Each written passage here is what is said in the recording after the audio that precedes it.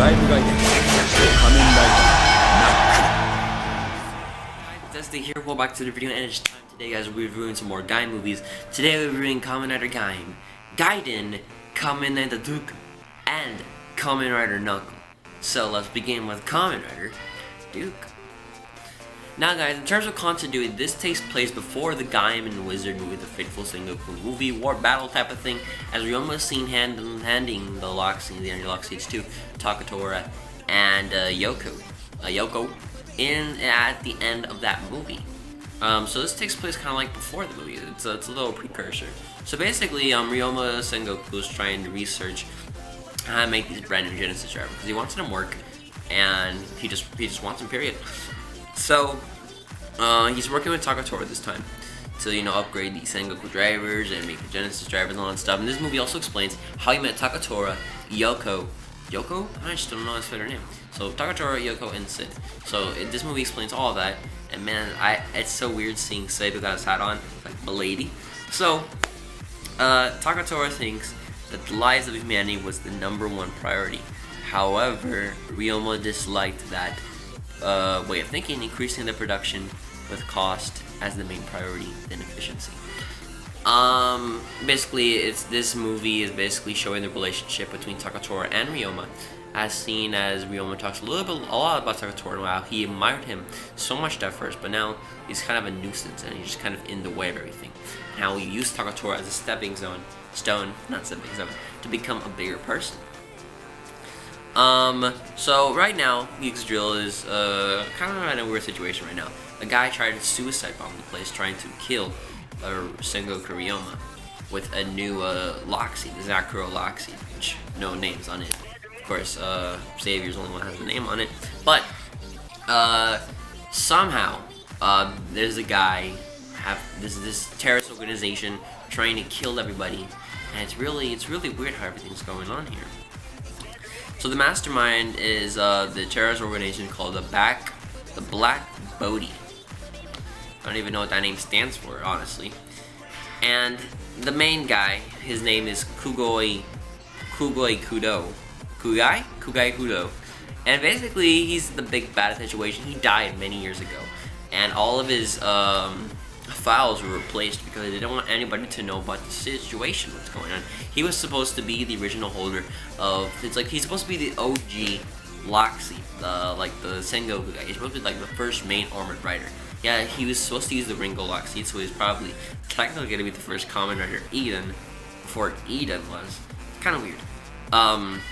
So basically, they come to know that it's actually one of Ryoma's good pals, And during this movie, it's basically just, once again, the relationship between Ryoma and Kugai Kudo and their past, and basically what's been keeping Kugai alive all this time after his body just exploded into a million pieces after that lock seed incident is his driver. Xavier's a little bit different in the movie. Xavier is a mix between Eden, kind of like Eden, kind of like the Gold Rider from the Gaim movie, the soccer movie. Kind of like Bujin Gaim, because he uses blood orange arms, blood Zack arms, which is a repaint of Ringo, and his body is kind of like the gold armored rider, which is once again a repaint of Baron. So it's kind of a mix of all those riders. He mixes 2 rare lock seeds, one in the Genesis driver, one in the Genesis core, one in the normal Sengoku driver. That makes the kind of mix where half of the body has the Zack parts, and the other half of the body has the blood orange parts. There's no kind of clue how he gets the blood orange lock seed when Bujin Gaim is the one that was holding it this time. But it doesn't necessarily matter at this point. So he had used the Zack lock seed to brainwash people. Once he unlocks the lock seed, everyone becomes brainwashed and they all have the lock seed in their hands. And then they go to suicide the place. And it's all really weird. Ryoma knows this isn't possible because his former long colleague has been dead a while. Of course, Takatora has been finding him, trying to explore what's been going on. And when it comes to how he met Takatora, basically Takatora, he's the owner's son. And he met Takatora, Takatora met Ryoma, and Ryoma just went all crazy over him. And Ryoma had some really nerdy ass hair. Everyone thought Ryoma was crazy. Now Ryoma's like the badass of the series, isn't he? He met Yoko because Yoko was a spy, and he thought that she had a lot of potential in him, just being not a regular spy. And Sid was getting beat up one day, and Ryoma was like, well, using leash for power, I got you. I don't know, was Sid selling weed? I think Sid was selling weed. I don't know, I have to check on that. I don't know, is Sid selling weed, guys? Tell me that in the comments below. I don't even know. Sid looks like a crackhead anyways in the first place. And there's some guys blowing them on set. It's really annoying. So basically, Takatora and Ryoma fight off the guy. Of course he can't die, he's a ghost, so he just flies around, just zooms past everything. Kind of like another Kamen Rider, right guys? And movie ends off, you know, Ryoma doing his thing. He finishes the Genesis driver, transforms to Duke Lemon Energy Arms, and kicks him off real quick. I like how Savior also has his own repaint of the Sonic arrow. It's really cool, the Savior arrow. I don't think he actually used the Zack Loxy in the Savior arrow. It's really weird though. They could have really used it. So that's it when it comes to the Duke movie. Normally this movie just features all the exiled guys and not really anybody else from the other places, you know. And I think that's really about it when it comes to Duke. But now it's time to get to Knuckle. Okay guys, Kamen Rider Knuckle is basically a spin-off of Zack, and what happens after Kamen Rider Gaim. This movie literally takes place directly after, because the last time we see Zack in the show-wise, he got beat by Kaito in the top of that building over there once he tried to blow Kaito up. Yoko, of course, risked her life in that situation. And also, I'm sorry for spoilers, but you know, whatever. You should have watched Gaim by now. And Zack just passed out. We haven't seen him since that episode. We don't know what happened at the end of the series for him. We did see him in the Drive Guy movie though, so seems like something good happened out of him. Basically, he's in the hospital. He woke up. Peko was there. And then he found out he has a girlfriend. She left Zawame a long time ago because of the investigation, but now she's back and she's better than ever. And Zack is deeply in love. A year passed. Zack decided to leave for New York, thinking that his dance career would be so much better if he moved to New York City, because New York City is the kind of the place of opportunities there. And it's really funny seeing Zack, Japanese guy, go to New York. There's a lot of stock footage of New York, and then you see the English, like the American people there. They have these really, really, really bad American accents because they're not really American. They're like they're Japanese people that look American. That kind of speak like, I was like, okay, we'll have you on the list. Number 4. I think the lady was the one that only sounded.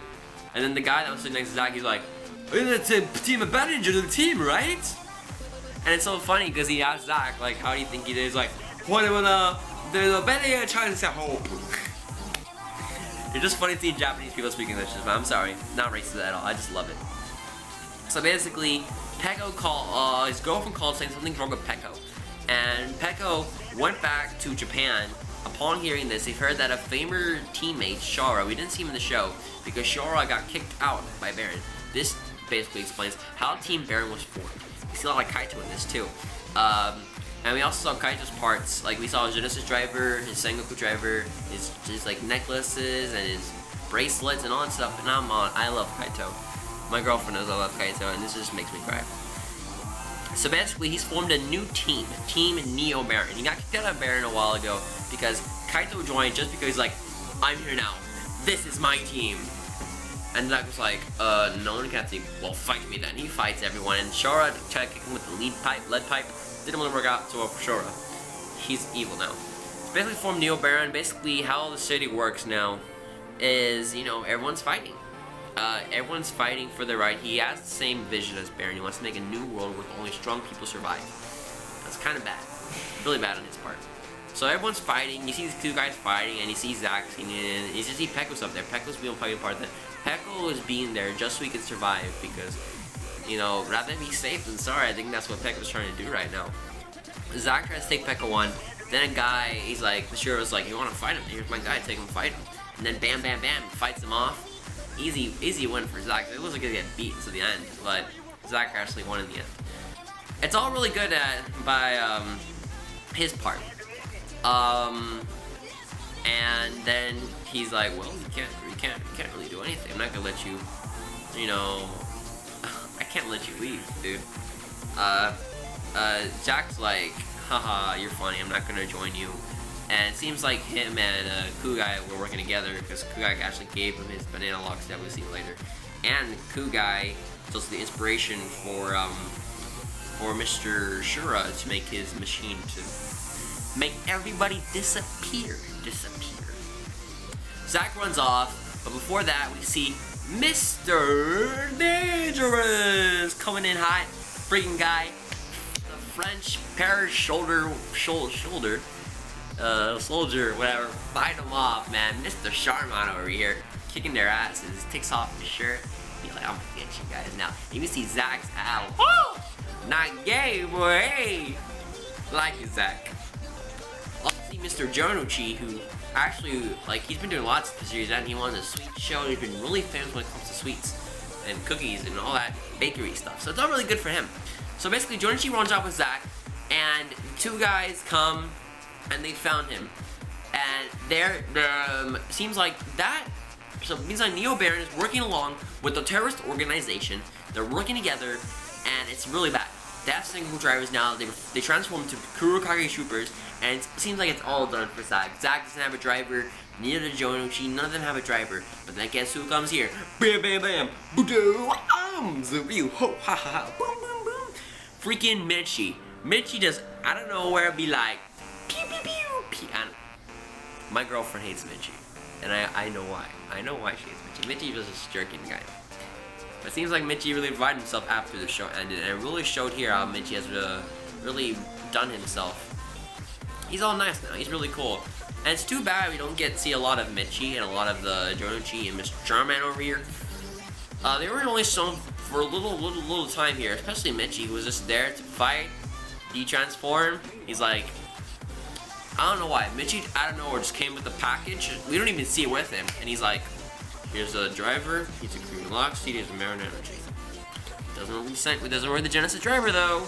Like, I want to get a Genesis driver. And of course, Peko has a brilliant idea to get a Genesis core. So basically, Zack went to go talk to him and Peko because Peko did not want to leave. He wanted to stay. And Zack and Peko make up. They're all good. And now, they're all better now. Turns out that Shura captured Zack's girlfriend, and he went to the place. Shura's there. He has Sengoku Driver, which is basically a repaint of Baron, Black Baron basically, and transforms into banana arms. And I thought it was super dun. So everything's all good on his end, necessarily. And he's like, you know what, bro, I got you. Kurumi, lock on. Kurumi arms, Mr. Knuckleman. He gave Peko the Marinara Deluxe because he didn't have a Genesis driver to use it. He went to go find the Genesis driver, take out the Genesis core, and he'll hand it to Zack later. They fight. Zack gets his ass beat because the Shura guy got some more Kugai troopers to beat him. And of course, Peko comes, saves the day with the Marinara Deluxe. Marinara arm looks super cool. It's cool to see another rider with Jimbra arms. And he defeats Shura pretty easily once he deforms the Marinara arms. It's all good now. The movie ends off with Zack and Kaito doing a wonderful dance. I love this movie. This movie was freaking amazing. It was really good. I really liked it. We got to see basically all of the main Gaim riders that we saw on the show, except for Kazuraba Kota. Kota is not in this at all. We only mentioned him once. We only mentioned Kota once. Where's Kota? I don't know. He's a space guy. He's doing his thing now. He didn't necessarily need to be part of this. He didn't necessarily be part of the last two Gaim Gaiden movies, but he was there anyways because, yeah. We did saw Mai though. We did saw Mai in a flashback. And we did saw Hasa-chan, the Kurokage, Mr. Kurokage, and a god, goddess. We saw him too in a flashback. It was pretty cool seeing them. We was pretty cool to see how Team Baron was formed. Pretty cool to see how the Yggdrasil people got together. This movie was really great when it comes to showing, developing more story this show couldn't, because the show had a lot going on for it, and I really appreciate it. I love seeing old heroes return. I just love Gaim in general. I can't wait. Guys should go watch Gaim Gaiden too. I like it. Better than the last. Love it. Thank you guys for watching. I'm Este Gamer, and I'll see you guys in the next video. And of course, stay awesome, buddy. And I'll see you guys when I don't know. I'm going to go fight some people. I might go join you if I want to, but not terrorists, guys. Trust me.